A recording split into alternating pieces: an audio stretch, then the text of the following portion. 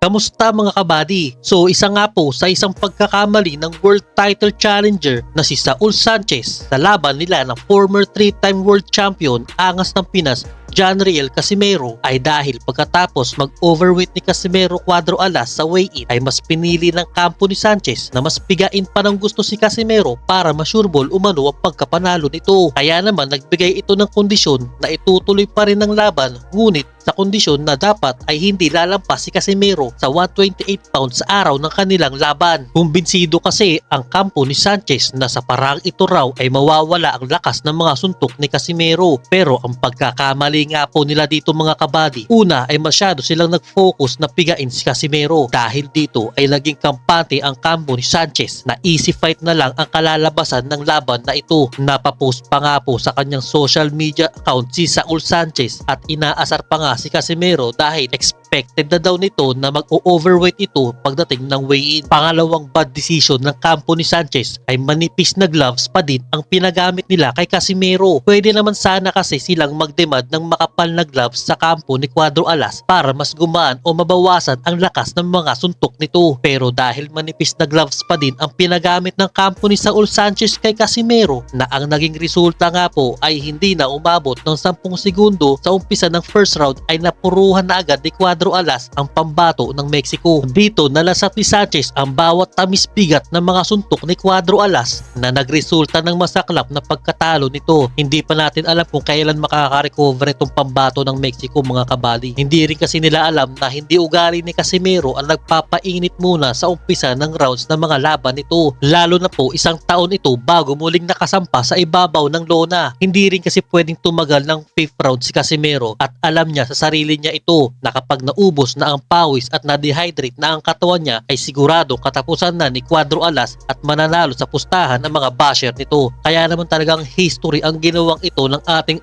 idol Cuadro Alas John Riel Casimero mga kabady. At salamat nga po pala sa mga walang sawang sumusuporta sa kinagigiliwan nating sports na boxing. O hanggang sa muli.